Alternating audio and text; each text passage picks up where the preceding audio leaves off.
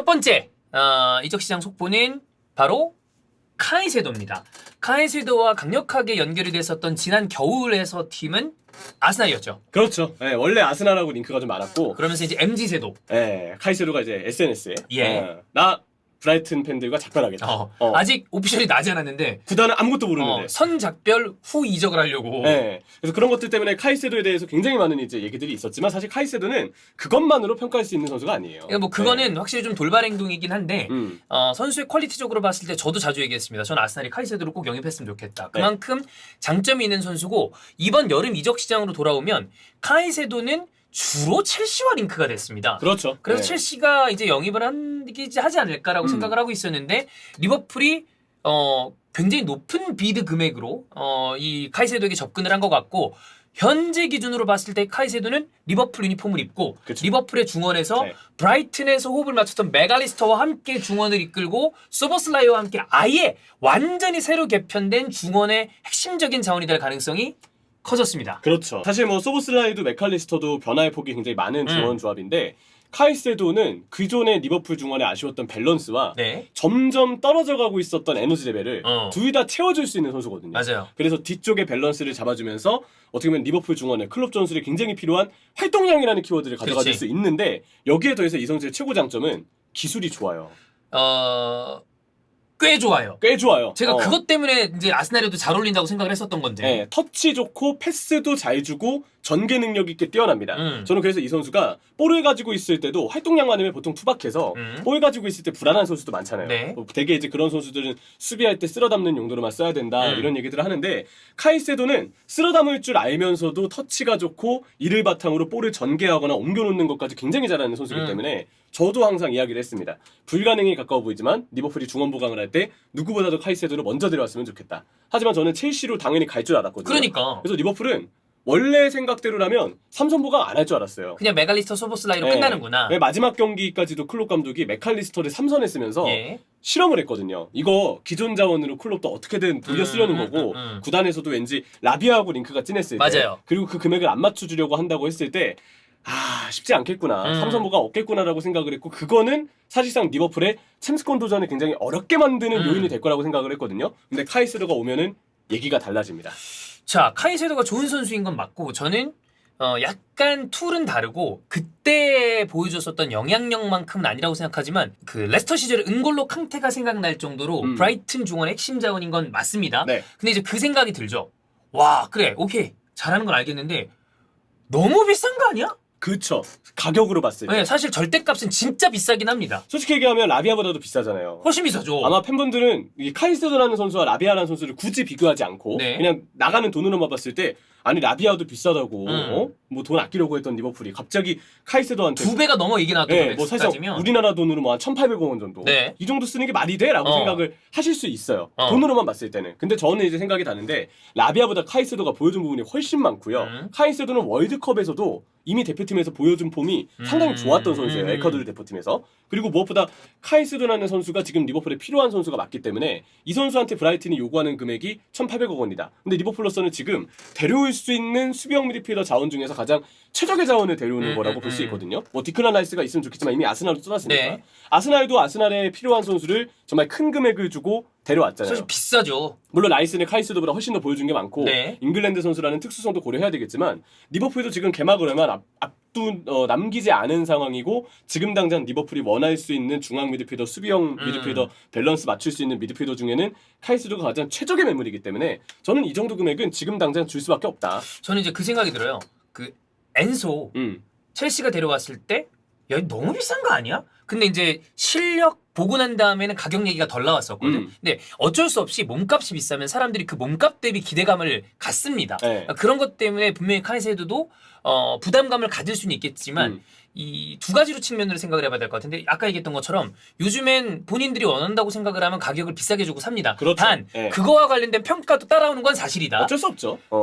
그리고 나머지는 사실 핸도랑 파비뉴 판매 금액이 어느 정도 있기 때문에 들어왔죠. 그걸 감안했을 때 이 실제 지출되는 금액을 생각한다면 카이세도에게 이 정도 지출하는 거에 대해서 좀 어느 정도 리버풀 팬들은 오케이 할 수 있지 않을까. 저는 약간 그런 느낌인데 돈 쓰는 리버풀이 되게 낯설게 느껴져요. 아. 이렇게까지 뭔가 선수를 영입했을 때 돈을 쓰긴 쓰는데 네네네. 리버풀이 안 쓰는 금액 구단은 아니거든요. 근데 영입에 있어서 타이밍을 그때 영입해야 될 타이밍을 놓치고 그렇지. 자꾸 늦추고 자꾸 망설이다가 오히려 이렇게 좀 급하게 보강하는 그림들. 그러다 보니까 스쿼드가 고일 대로 고였었죠 기존에는. 제가 이제 그 생각한 적이 있어요. 예전에 아스날 팬들도 그랬었는데 어차피 내 돈 아니고 그냥 제발 좀 돈 좀 많이 썼으면 좋겠다. 물론 그러다 이제 페페 때문에 이제 한번 크게 물을 먹은 적이 있지만 그래서 나는 라이스 비싸게 주고 샀을 때 그래 우리도 좀 돈 좀 써보자 라는 느낌이었거든요. 그 얘기를 하고 싶어요. 페페가 어쨌든 실패를 했잖아요.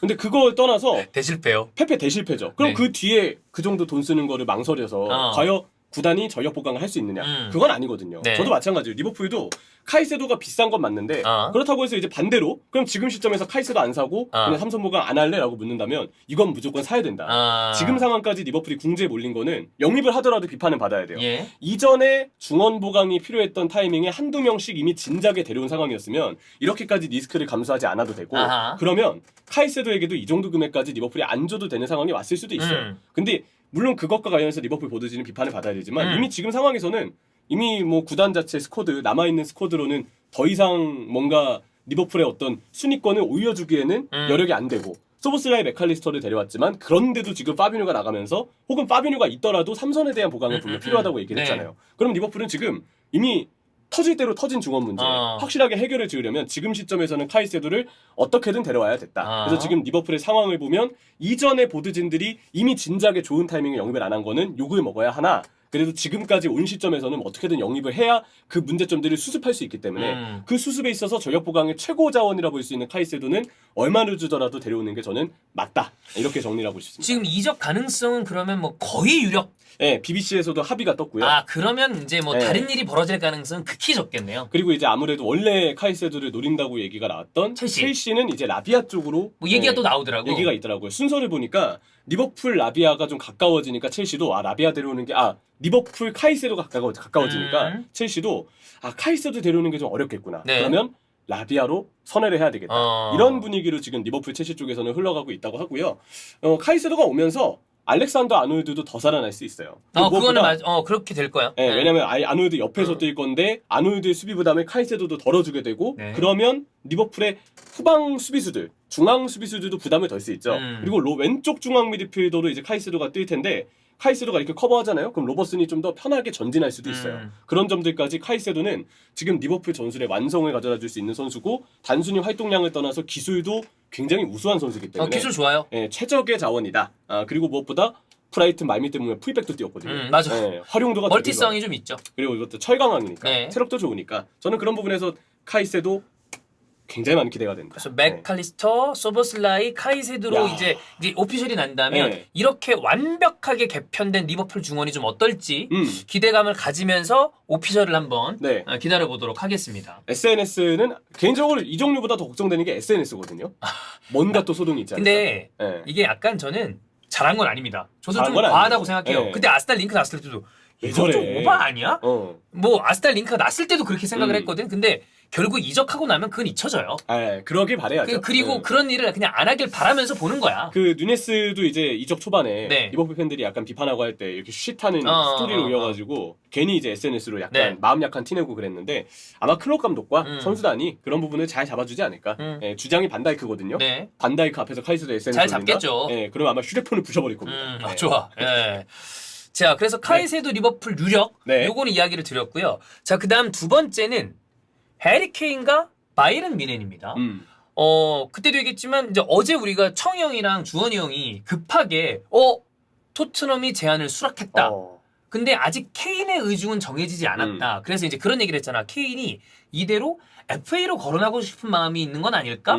혹은 뭐 이렇게 하다가 또 어떻게든 레비가 뭔가 또 다른 뭔가를 하려고 그러는 건 아닌가? 뭐 하여튼 이런 얘기 나오다가 사실 수시간 전까지만 하더라도 완전 케인도 합의를 했다. 얘기가 나왔는데 또 그 사이에 약간 또 다른 얘기도 좀 나온 것 같아. 그렇죠. 일단 어제 새벽 동안에 있었던 얘기는 케인도 바이런 미넨 이적에 열려있다. 왜냐면 원래 케인이 얘기했던 게 데드라인이었죠. 맞아요. 리그 개막 전까지만 데드라인으로 잡아놓겠다. 왜냐면 리그 개막이 하고 나서 본인이 바이런 미넨 사가에 엮이는 거는 이제 새 시즌을 출발하는 포스테코글루의 토트넘에 큰 해가 된다고 느꼈기 때문에 그런 그림을 원하지 않았던 것 같아요. 네. 그래서 그 이전까지 바이에른 뮌헨과 토트넘의 협상 과정, 뭐 어떤 사과가 다 끝났으면 좋겠다라고 얘기를 했는데 지금 이제 주말을 앞두고 있잖아요. 예. 다행히 바이에른 뮌헨이 딱 토트넘이 원하는 만큼 금액을 제의했고 토트넘도 수락을 했고. 했다고 합니다. 그리고 제일 중요한 케인의 의중도 네. 바이에른 뮌헨에 가겠다. 네. 예, 그래서 실제로 뮌헨으로의 이제 메디컬 테스트까지 앞두고 있는 상황이었다고 해요. 네. 근데 약간 그건 있죠. 지금 다양한 얘기들이 있는데 케인이 지금 일단 비행을 하려는 차이나의 레비 쪽에서 그 제안을 가로막았다. 네, 뭐 그런 얘기도 있고 아니다 그냥 간다 이런 얘기도 있는데 저는 이거는 그냥 간다고 봐요. 그럴 가능성이 크죠. 네네네. 근데 만약에 정말 도중에 레비 쪽에서 막은 게 사실이라면 케인이 지금 독일로 이동하지도 못하고 그렇다고 해서 영국에 남아서 지금 프리미어리그 1라운드를 뛸지 여부도 잘 모르고 네. 굉장히 이제 혼란스러운 상황이 될 거거든요. 네. 근데 이거는 뭐 원래 이럴 때 보면 기사들이 되게 여러 가지 그 제각각 얘기라는 경우가 맞아요. 있는데 전 이거는 결과적으로는 움직이지 않을까. 네. 저도 이게 잠깐 우리나라 시간으로 한 1시간 정도 전에 4시 반에는 정말 동시다발적으로 다양한 그 기자들이 케인 이적 가로막혔다. 네. 레비가 이제 원래 옵션 포함 가격이라고 언급된 금액에서 옵션 빼고 그냥 실제 이적 금액으로 그 정도 금액을 더 받고 싶다. 더 높게 부르겠다. 네. 이런 얘기들이 있었는데 최근에 또 이제 SNS 보잖아요. 그러면 또 그냥 허가했다. 케인 이제 공항으로 간다. 비행기 타고 독일 간다. 이런 네. 얘기들도 있어서 아마 오늘 이제 우리나라 시간으로 한 밤 정도 됐을 때 케인이 진짜 독일에 도착했는지 메디컬을 하는지 그런 부분들에 대한 확실한 정보가 뜨지 않을까. 제 기억나나요? 저는 케인 잔류 음바페 이적이 내 픽이다 그랬는데 사람들이 그랬거든. 야, 네가 그렇게 얘기하는 거 보니까 반대로 될 것 같다. 근데 진짜 반대로 될 것 같아. 그 박정배의 어떤 기운. 네. 좀 놀랍고. 케인은 가고 음바페는 지금 어떻게든 막 하여튼 뭐 음바페도 어떻게 될지 모르겠어. 근데 어쨌든 중요한 건 제가 얘기한 거랑 주로 반대로 되는 것 같습니다. 저는 이제 감히 말씀드리자면 네. 이게 크게 의미 있는 건 아니죠. 우리 같이 영상 찍었을 때 데드라인이 뜨는 거는 사실상 뮌헨에게 유리한 걸 수 있다. 맞아요. 그렇게 토트넘이 얘기했죠. 버티기 좀 힘들 수 있다라고 얘기를 했는데 그냥 좀 그렇게 된 것 같아요. 근데 어쨌든 토트넘으로서는 구단으로 봤을 때 FA타를 그래도 피하고 싶은 마음이지 않았을까. 그거는 쉬운 일이 아니야. 돈 쪽으로 봤을 때 그럼요. 그 어쨌든 선수를 팔면서 벌어들이는 돈이 있는데 아니 한두 푼이 아니잖아. 그러니까 그래서 아마 토트넘 입장에서도 FA타는 좀 피하려고 했고 당장 바이에른 뮌헨도 공격수에 대한 보강이 매우 필요했던 상황에서 케인도 데드라인을 지켜서 이제 토트넘의 리그 개막 일정까지 참여한 다음에 괜히 거치 문제 때문에 꼬이는 시즌이 꼬이는 그런 상황을 이제 면할 수 있게 됐고 토트넘도 FA타를 피할 수 있게 됐고 바이에른 뮌헨도 원톱 공격수를 보강할 수 있기 때문에 이렇게 세 개의 이해관계가 모두 좀 웃을 수 있는 그런 결말이 나온 게 아닌가 이렇게 일단 정리를 좀 할 수 있겠습니다. 자, 그럼 이제 우리가 체크해봐야 될 거는 이제 케인이 이적을 수락해서 간다라는 걸 전제했을 때 바이에른의 공격진이 어느 정도 좋아질 것인가. 사실 문제는 케인이 가면 못할 거라고 생각하지 않아요. 당연히 잘할 겁니다. 그럼 바이에른의 공격진은 업그레이드가 기정사실이야. 단 그러면 토트넘은 해리 케인이라는 때에 따라서는 전력의 거의 대부분이라고 불리기도 했었던 해리 케인이 빠진 토트넘은 어떻게 될 것인가? 저는 사실 그 생각은 있어요. 저는 리오넬 메시 정도를 제외하면 이 선수가 빠져나간다고 물론 큰 전력 손실인 건 맞아요. 근데 이거를 메울 수 있는 방법이 아예 없느냐? 불가능한 건 없다고 생각을 하긴 해요. 어렵지만 방법은 찾을 수 있을 것이나 단 어떻게 찾을 것인가는 포스트에게 잘 생각을 하긴 해야 될 거거든요. 워낙에 잘하던 선수였기 때문에. 약간 전술 그 이상의 존재였죠. 우리가 또 콘테 토트넘을 보면서 케인은 진짜 전술 그 이상의 존재다. 이런 어떤 느낌들을 많이 받곤 했었으니까요. 일단 뭐 당장 토트넘의 경우는 지금 공격수 자리에 빈자리가 생긴 건 맞잖아요. 왜냐하면 지금 2선의 구성을 봤을 때 메디슨, 손흥민, 솔로몬, 쿨루셉스키, 로셀소, 페리시치가 있지만 최전방의 경우는 손흥민 선수를 톱으로 올릴 수 있기는 해요. 손톱도 뭐 불가능한 건 아니죠. 불가능은 아니죠. 근데 지금까지의 기용법으로 봤을 때 어쨌든 손흥민은 계속 왼쪽 윙으로 썼었고 왼쪽 와이드하게 벌리는 용도로 그러면서 안으로 들어오는 걸 쓰려고 하잖아. 그리고 사실 냉정하게 봤을 때 손흥민 없는 왼쪽 윙도 지금 토트넘은 문제예요. 그러면 그렇게 봤을 때 페리시치를 계속 줄곧 왼쪽 윙의 주전으로 쓰진 않을 거니까 손흥민 선수도 그래서 왼쪽 윙에서 뛰어야 될 자리가 있다는 점을 봤을 때 그러면 최전방 공격수는 가용할 수 있는 1군급의 자원, 어린 자원 말고 1군급의 자원은 히샬리송만 있다고 봐야 되거든요. 근데 그럼 이제 좀 적죠. 그래서 인원으로만 봤을 때도 그리고 기량으로만 봤을 때도 역시 최전방에 대한 케인의 이탈 이후의 보강은 필요하다. 문제는 이제 아무래도 토트넘이 케인을 내보냈다는 걸 알게 되는 순간 그리고 토트넘이 그걸 통해서 돈을 많이 벌었다는 걸 알게 되는 순간 웬만한 구단들은 우리 공격수 원하세요? 토트넘 높게 부르세요. 가격 높게 부르세요. 이러고 무조건 높게 이적료를 부르는 고자세로 나오지. 그래서 지금 현실적으로 토트넘이 그런 상황까지 고려했을 때 데려올 수 있는 혹은 링크가 나고 있는 자원은 누굴까로 정리했을 때 두 명이 정리가 됩니다. 한 명은 이란 대표팀의 또 선수이자 포르투에서도 맹활약을 했던 타레미, 메흐디 타레미가 일단 1순위로 꼽히고요. 오, 타레미. 네, 타레미 타레미가 링크가 일단 사실 지금 막 나온 건 아니에요. 원래도 있었어요. 있었어요. 네.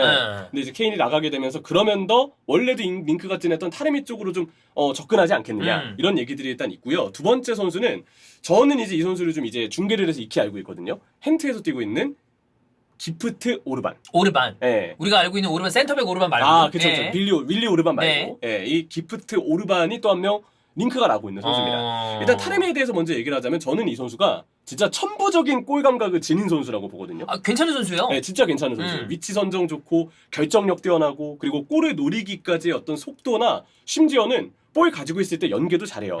예, 타레미 보면은 이제 투톱으로 뛸 때 동료 선수한테 키패스도 되게 잘 넣어주는 선수이기 때문에 센스도 좋은데 득점할 수 있는 최적화된 감각도 지니고 있는 선수다. 하지만 역시 해리 케인이랑 비교하면 사실 어떤 공격수가 케인이랑 비교했을 때 더 낫다, 이 부분이 더 좋다라고 할 수 있는 건 없어. 뭔가 케인과 플레이 스타일을 비교했을 때 케인은 경합에도 되게 적합한 자원이잖아요. 근데 타레미는 아무래도 그런 부분에서 케인보다는 경합에 있어서의 영향력을 조금 아쉽게 느끼실 수 있다. 대신에 타레미도 충분히 센스와 득점력이 아주 뛰어난 자원이다 정도로 좀 얘기할 수 있을 것 같고요. 지금 본인이 이제 포르투로부터 난 이제 이적하고 싶다 이렇게 원소속팀 포르투한테 좀 얘기했다는 설은 있어요. 타레미는 그래서 어쩌면 이번 여름에 진짜 팀을 옮길 수 있고 토트넘 또한 이제 타레미를 좀 바라보는 팀 중에 하나라고 보시면 되겠고요. 나머지 한 선수는 이제 기프트 오르반. 어린 선수. 네, 2002년생의 노르웨이 리그 득점왕 출신입니다. 헨트야 웨스트햄의 이제 유로파 컨퍼런스 리그를 지난 시즌에 중계했을 때 저는 이 기프트 오르반 선수가 일단 확실한 거 하나 인상이 남았어요.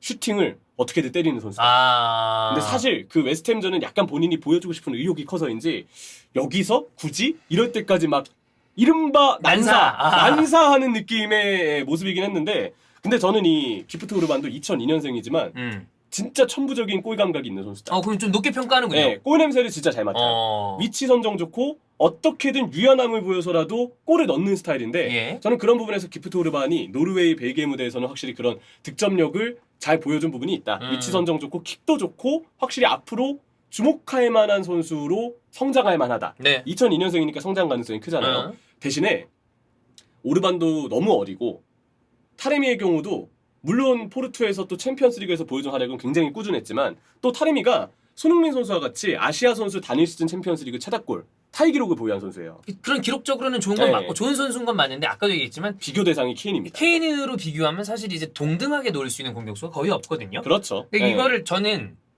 그럼에도 불구하고 아까 얘기했지만 1군급의 자원이라고 그랬잖아. 그럼 이번에 그 아르헨티나에서 데려온 그 벨리즈.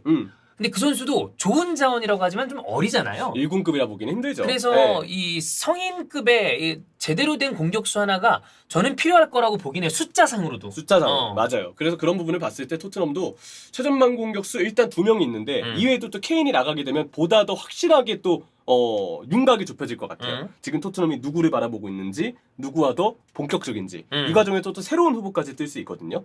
케인은 아마 바이에른 뮌헨에 가서 전력 확실한 업그레이드를 시켜주지 않을까. 바이언은 해리케인 그냥 단적으로 얘기하면 알폰소 데이비스, 뭐 코망, 뭐 팬분들이 이제 평가는 갈리지만 사네, 오른쪽에 뭐 마즈라위 이런 선수들 아니면 파바르도 평가가 갈리지만 나오긴 나오잖아요.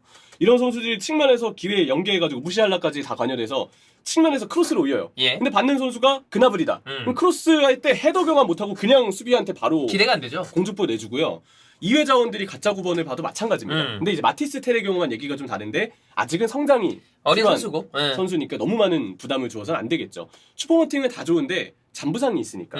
그래서 이제 지난 시즌도 부상 때문에 전반기 때 좋았던 폼을 후반기 때 이어가지 못했죠. 사실 잘했을 때 부상 없을 때는 굉장히 추격이 좋았는데 그래서 그런 부분들을 봤을 때 좀 더 무게감 있는 또 바이에른 뮌헨이면 역시 챔피언스리그 우승을 노려야 될 팀이기 때문에 그 정도 규모의 선수가 필요했는데 저는 케인이 들어오면 일단 무시알라에게 그동안 의존되어 왔던 중앙에서의 연계 그리고 바이에른 뮌헨도 잘 보면 3선에 문제가 좀 있거든요. 있죠. 키미히는 너무 잘하지만 라이머나 고레츠카는 좀 더 봐야 되고 그리고 이제 고레츠카는 또 뭐 여러 가지 또 이적 링크가 달려 있는 상황. 잔부상도 많고 좀 잔부상 후에 플레이가 좀 소극적으로 변했죠. 고레츠카도 그런 점들 때문에 3선에 있어서 템포를 끌어올리는 데 대한 키미히에 대한 의존도가 크고 네. 그 키미히의 패스를 받기 위해서 무시알라가 내려와 주는데 무시알라에 대한 의존도도 되게 커요. 그죠. 경기를 보면 그게 많이 느껴지거든요. 근데 케인이 만약에 들어온다.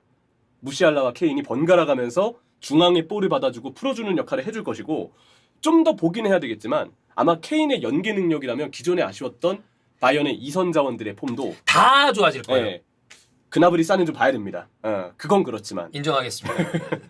제가 그들을 너무 좀 예, 과소평가한 것 같네요. 진짜 만약 우리가 기대를 해도 항상 그것과 반대로 또 뭔가 네네네네네. 성과를 보여줬던 너무 과소평가했네. 예, 그나브리가 싸내기 때문에 좀 더 봐야 되겠지만 근데 감히 얘기하자면 이들에게도 도움을 많이 줄 거예요. 그래. 케인이라면. 네. 예, 저는 그런 어떤 얘기를 하고 싶고 또 하나는 역시 크로스 올라왔는데 그나브리 말고 케인이 받는다 생각하면 와 이제 바이에른 뮌헨의 그 아주 양질의 측면 자원들 풀백들이 보여주는 크로스를 케인이 마무리를 지을 수 있기 때문에 박수가 나올 수 있는 그런 결과죠. 요즘 넘버9 품귀 시대입니다. 네. 근데 그중 가장 꼭대기에 있는 매물을 데려온 거기 때문에 뭐 바이어는 특히나 또 그 케인 선수가 손흥민 선수와 이 또 손캐 조합이 있었던 것처럼 사실 한국 선수와 친근한데 이제 김민재 선수와 또 다른 인연을 만들게 됐기 때문에 케인은 이래저래 한국 선수와는 연이 깊은 네. 공격수가 된 거고 아직 오피셜은 아닙니다만 제가 보기엔 수시는 내에 좀 나오지 않을까? 네, 밤쯤 됐을 때 비행이나 뭐 메디컬 테스트 이런 부분들에 대한 아주 정확한 정보가 뜰 것 같아요. 네. 네, 조금만 기다려보고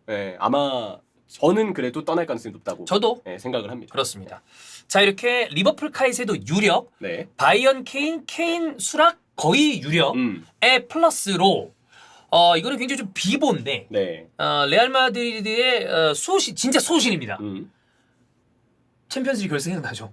리버풀이 경기 잘했어요. 아직도 약간 그 안 좋은 기억이 네. 떠오르는. 그럼에도 불구하고 왜 레알 마드리드가 또다시 비기어를 들어 올렸는가? 바로 티보 크루투아 때문인데 네. 크루투아가 십자인대 부상 사실상의 시즌 아웃. 이렇게 되면 레알 마드리드는 본인들의 월드클래스 공격수였던 벤제마가 빠지고 난 다음에 후방을 지키던 또 다른 월드클래스 크루투아가 빠지면서 앞뒤가 지금 이제 공백이 생긴 거거든요. 그렇죠. 뭐 전방 쪽에 이 자원에 킬리안 음바페라거나 이런 건 아직까지 뭐 지금 다 정리가 안 돼 있는 상태고 후방은 누군가가 있어야 되는데 네. 이거는 레알은 큰 골칫덩입니다. 굉장히 크죠. 네. 아무래도 쿠르투아라는 골키퍼가 가지고 있는 그 선방에서의 어떤 능력들 물론 이제 지난 시즌보다 지난 시즌이 약간 아쉬운 경기들도 있었다 한들 그래도 쿠르투아의 존재감은 대단하잖아요. 네. 그리고 그 쿠르투아가 있음으로써 레알 마드리드 수비가 밸런스가 더 안정을 찾게 되는 부분들도 큰데 쿠르투아가 장기 부상으로 한 시즌 골키퍼 자리를 비운다. 네, 남아있는 골키퍼 세컨 키퍼가 이제 루닌이죠. 예. 근데 루닌은 이번에 레알 마드리드 프리시즌 경기를 보신 분들은 아시겠지만 밀란전에 되게 실수 많이 하고 별로였어요. 그 화면에도 잡혔거든요. 코치한테 혼났어요 그때. 너무 그냥 안타깝더라고. 실수한 것도 맞는데 코치가 진짜 계속 그냥 막 뭐라 하는 거예요. 근데 그거에 어떤 영향을 받았는지 그 뒤에 맨유전에 나왔거든요. 그 이제 0대3으로 졌던 바르셀로나전 때는 쿠르투아가 나와서 루니는 안 나왔습니다. 그 사이에 있던 경기가 맨유전이었는데 밀란전에 그렇게 혼나서 그런지 맨유전 때는 나와서 또 잘했어요. 그런 거 봤을 때 중요한 거는 역시 프리시즌만 봐도 루닌이 사실 좀 기복이 있었다. 대신에 이제 지난 시즌 쿠르투아가 못 나왔던 경기 때 루닌이 나왔을 때 실전에서 루닌이 잘하긴 했었습니다. 근데 루닌이라는 골키퍼의 특징을 보면 저는 쿠르투아랑 뭔가 좀 비슷해요.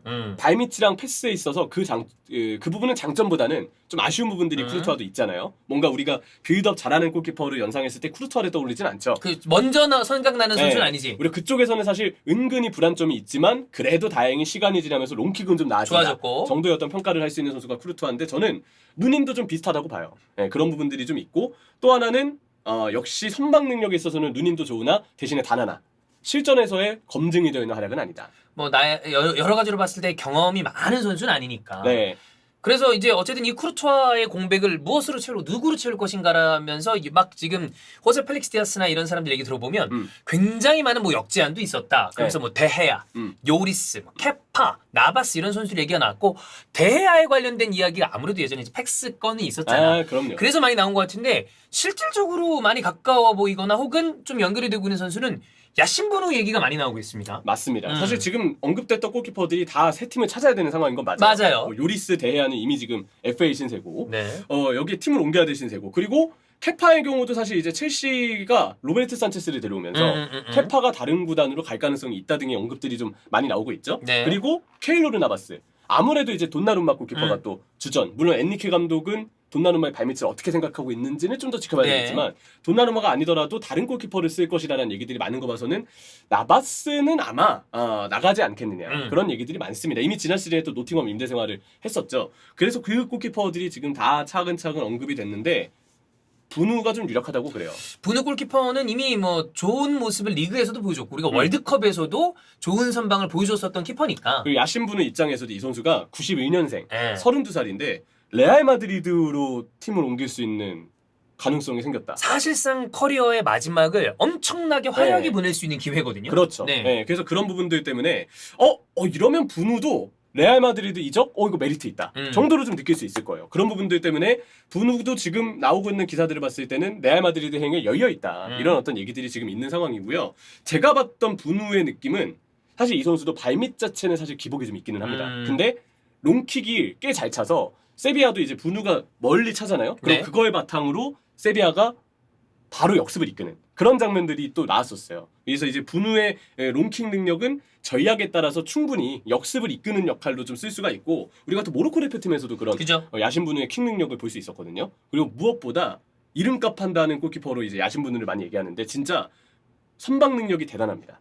반사신경도 좋지만 슈팅에 대한 예측 능력도 뛰어나서 야 이걸 막네? 이걸 움직여서 막네? 이런 느낌을 주는 골키퍼가 또 야신 분우라는 점. 저는 그리고 약간 이 선수가 뭔가 선수마다 그거 있잖아요. 진짜 좋은 선수인데 이상하게 중요할 때 운이 안 따른다. 그럴 때 있어. 아니, 그런 뭔가 선수도 있어요. 중요할 때 뭔가 결과를 바꿔내는 그런 임팩트가 좀 덜하다. 이런 느낌을 주는 골키퍼가 있는가 하면 반대로 야신 분우는 중요할 때도 뭔가를 하는구나.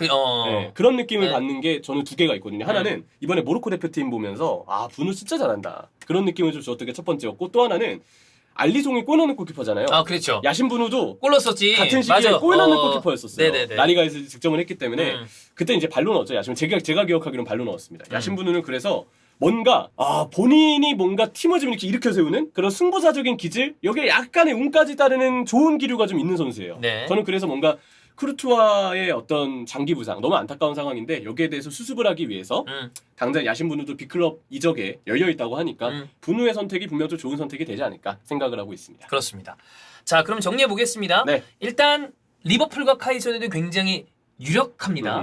카이세도의 이적료는 굉장히 높게 책정이 됐지만 리버풀이 매각해서 벌어들인 수익이나 현재 리버풀이 중원 자원에 굉장히 좋은 선수가 필요하다는 게 여러 가지가 맞아서 이 이적료의 지출은 리버풀 팬 입장에서는 충분히 수긍할 만하다. 리버풀로 아마도 갈 것처럼 보입니다.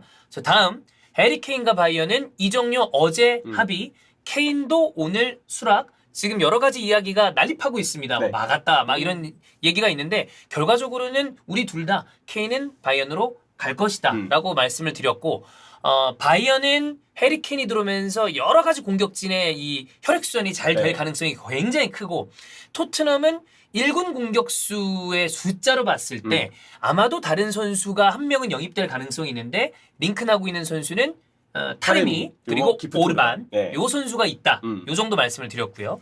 크루투아의 부상 때문에 레알 마드리드는 이 골키퍼진의 비상이 걸렸는데 여기에서 루니를 믿고 가거나 혹은 지금 이야기 나오고 있는 선수 중에서는 야신 분우, 분우 선수가 굉장히 또 괜찮은 픽이 될 수 있다. 그렇죠. 그리고 이제 FA로 팀을 옮겨야 돼 대해야. 그리고 이제 그냥 FA는 아니지만 팀을 옮겨야 돼 요리스까지. 네. 이 골키퍼들은 아직까지 거치를 모른다. 정도로 좀 정리할 수 있을 것 같습니다. 그렇습니다. 네. 요 정도 네. 정리하면 세 가지 소식은 아마 쫙 브리핑이 되지 않았을까 이렇게 생각을 합니다.